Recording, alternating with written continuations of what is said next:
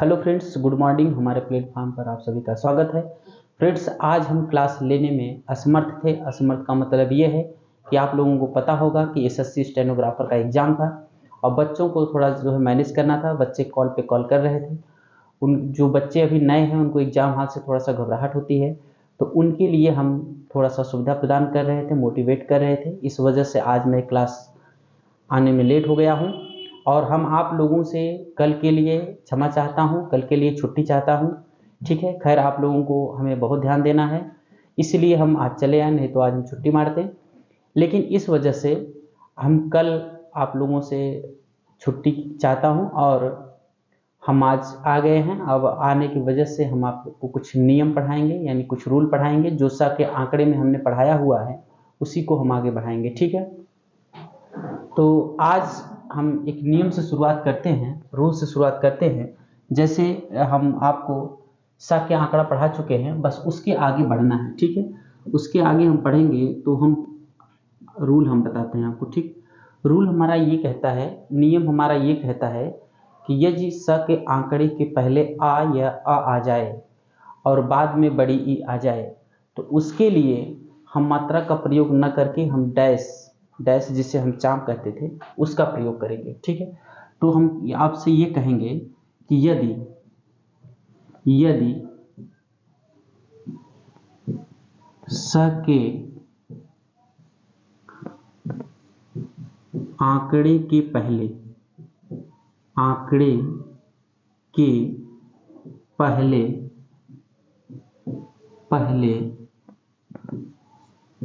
अ या आ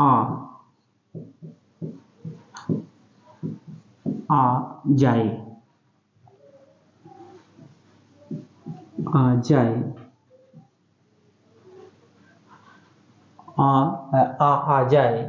या अंत में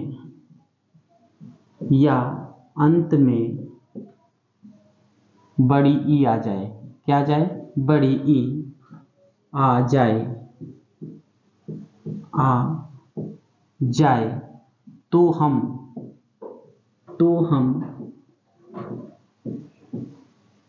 डैश का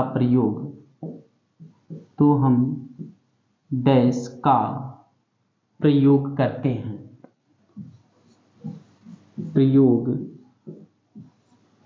करते हैं।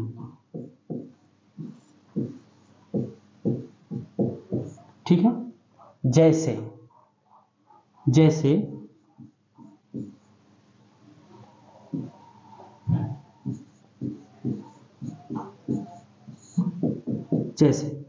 जैसे अगर हमें लिखना हुआ आसान। ठीक है, हमने एक शब्द लिया आसान।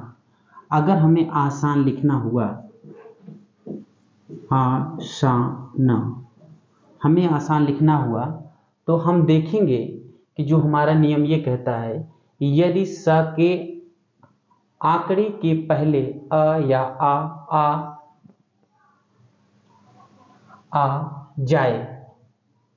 आ जाए या अंत में बड़ी ई आ जाए तो हम डैश का प्रयोग करते हैं। ठीक है, यही नियम लिखा गया है। हम करेंगे क्या, अब हमें संकेत लिपि में आसान लिखना हमें कैसे है, पहले हम डैश लगाएंगे और फिर स का आंकड़ा जोड़ेंगे और ना लिखेंगे। ठीक है, ये जो आ का यहाँ पर प्रयोग हुआ है उसको हम डैश के रूप में पहले लगा दिए। ठीक है, इसके बाद स का आंकड़ा लग गया। अब स के आंकड़े पे जो आ का स्वर है उसे हम यहाँ पर लगा देंगे। ठीक है, ये हो गया आसान। समझ में आया? उसी प्रकार अगर हमें लिखना हुआ आसानी, क्या लिखना हुआ?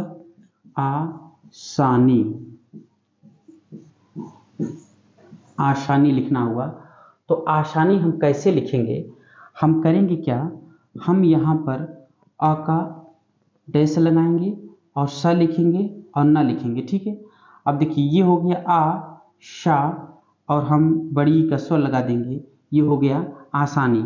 उसी प्रकार अगर हमें आसामी लिखना हुआ, क्या लिखना हुआ? आसामी, जिसे हमें लिखना हुआ असामी।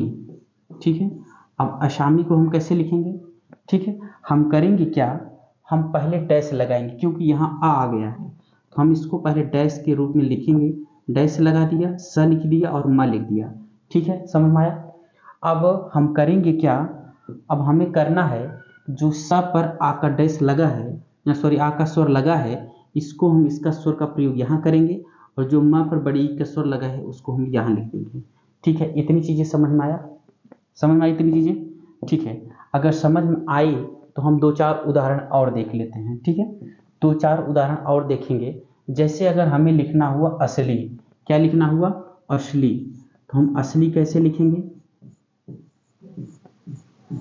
ठीक है, हमने लिख दिया असली। ठीक है, अब इसे हम संकेत लिपि में हमें इसको बनाना है। तो हम संकेत लिपि में जब बनाएंगे तो हम करेंगे क्या, पहले आ का डैश लगाएंगे, क्या करेंगे, पहले आ का डैश लगाएंगे और फिर हम स का आंकड़ा लगाएंगे और ल लिख देंगे। ठीक है, ये हो गया अ स ल। जहाँ ये डैश लगेगा पहले वहाँ हम अ पढ़ेंगे या आ पढ़ेंगे। ठीक है, इतनी चीज़ें समझ में आई, आसानी से समझिए। अभी जो ये नियम ये भी लिखा गया है अंत में बड़ी ई आ जाए, फिर उसका 2-4 उदाहरण लेते हैं। ठीक, बस समझ में आपको आना चाहिए बस। अब यहाँ पर देखेंगे तो बड़ी ई का स्वर है, तो बड़ी ई का स्वर हम कैसे करते हैं, लास्ट में यानी व्यंजन के तीसरे स्थान पर मोटे बिंदु के रूप में बड़ी ई का स्वर हम लगाते हैं। ठीक है, इसी प्रकार हम कुछ ऐसे वर्ड लें जो एग्जाम में पूछा गया है। जैसे हम ले लें असेंबली या असंबल, क्या ले लेते हैं, असंबल। अगर हमें लिखना हुआ असंबल, क्या लिखना हुआ, असंबल। ठीक है, असंबल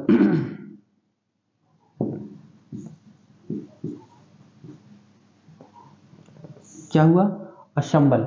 अब असंबल को हम कैसे लिखेंगे, असंबल को हम देखें कैसे लिखते हैं, हम इसको संकेत लिपि में लिखेंगे। जैसे अब पहले अ आया है तो हम पहले लगा देंगे। ठीक है, हम लिखेंगे अ, फिर स, और फिर ब, और फिर ल।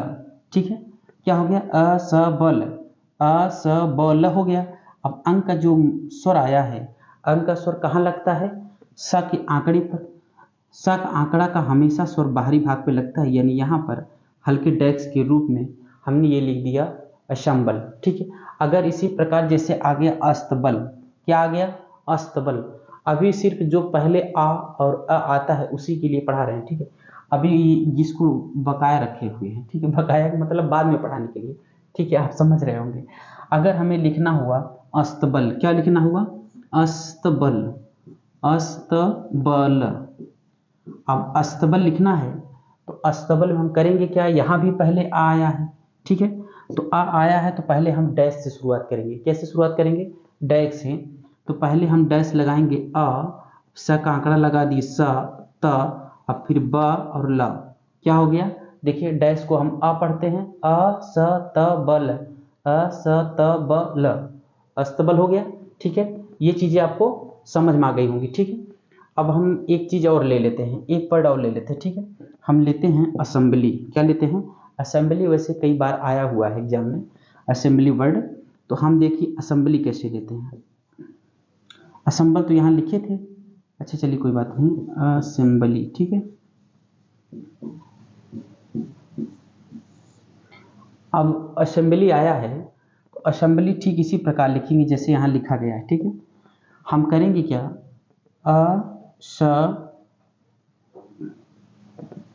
अस म लिखेंगे पहले। ठीक है, अ लिखेंगे, स लिखेंगे, अ लिखेंगे, स लिखेंगे, म लिखेंगे, ब लिखेंगे और ल लिखेंगे। ठीक है, असेंबली। ठीक है, क्या लिखा हमने, हमने क्या लिखा, अ स म ब ल और ल पर बड़ी का स्वर, और जो स पर ए का स्वर है इसे हम कहाँ लगा देंगे, यहाँ पर बाहरी भाग पर। ठीक है, देखिए हम आपको पढ़ाए हुए हैं, आप इसको अच्छे से समझ सकते हैं। क्यों, इसको हम ये वाला म न लिख करके दूसरा वाला म भी लिख सकते हैं। जैसे फॉर एग्जाम्पल हम यहाँ फिर बता देते हैं, जैसे हम देखिए यहाँ पर ऊपर वाला म लिया है, अब हम करेंगे क्या, यहाँ पर हम नीचे वाला म लेंगे। ठीक है, नीचे वाला म लेने का मतलब ये है कि पहले हमने डैश लगाया, फिर स लगाया और फिर म लगाया, अब ब लगाकर अब ल लिखेंगे। ठीक है, अब क्या करेंगे, इसका जो ए का स्वर है, ए का स्वर कहाँ लगेगा, यहाँ पर, और ली का स्वर कहाँ लगेगा, यहाँ पर। ठीक है, अब ये चीज़ें हमें यहाँ पर काटना पड़ेगा। तो यही काटने से बचने के लिए हमने इसको ऐसे लिख रहा था, ठीक है। ये और ये दोनों नियम फॉलो करते हैं, यानी दोनों सही हैं, ठीक है। अब हम क्या करते हैं, अब हम ये चलते हैं कि अंत में अगर बड़ी ई आ जाए, क्या आ जाए, बड़ी ई आ जाए, तो उसका 2 उदाहरण ले लेते हैं, ठीक है। उसका भी कुछ उदाहरण ले लें, ठीक है। इसको इरेज करें, ठीक है, इरेज करते हैं और हम फिर लिखते हैं। उदाहरण के तौर पर हम शब्द लेते हैं, जैसे हम ले लें आयुषी, क्या ले लें, आयुषी, ठीक है। चलिए, ये हमने ले लिया वर्ड आयुषी। अब आयुषी को हमें लिखना कैसे है, देखेंगे। पहले यहाँ पर आ आया है। अब देखिए, यहाँ एक चीज हम ये बताना चाहते हैं कि जब पहले आ जाए और इसके बाद ये आ जाए, ठीक है। अब इसके बाद से आया है, तो यहाँ पर देखेंगे कि बड़ी ई का स्वर जो है वो लास्ट में है, तो हम इसको लिखेंगे कैसे। अब आ की शुरुआत हम करेंगे डैश से, तो हमने डैश लिखा, फिर हमने यह लिखा और सी की जगह हमने डैश बना दिया, ठीक है। ये हो गया आयुष, क्या हो गया, आयस, क्या हो गया, आयस। अब हम करना क्या है कि हमें जो है ये जो डैश लग गया, इसे हम बड़ी ई का स्वर इसमें लगा हुआ समझेंगे, ठीक है। बड़ी ई का स्वर लगा हुआ समझेंगे, और ये जो यू छोटे ऊ का स्वर है, या इसको हम कहाँ लगा देंगे, यहाँ पर, ठीक है। ये हो गया आयुषी, ठीक है, समझ में आया। अब इसी प्रकार अगर हम उदाहरण और ले लें, जैसे मान लीजिए हमने एक उदाहरण लिया खुशी, क्या लिखा, खुशी, ठीक है। अब बात यह है कि लास्ट में सी बड़ी ई आना चाहिए, और वो भी स के आंकड़े के साथ। इसमें भी देखेंगे आयुषी और इसमें भी देखेंगे खुशी, आ रहा है ना।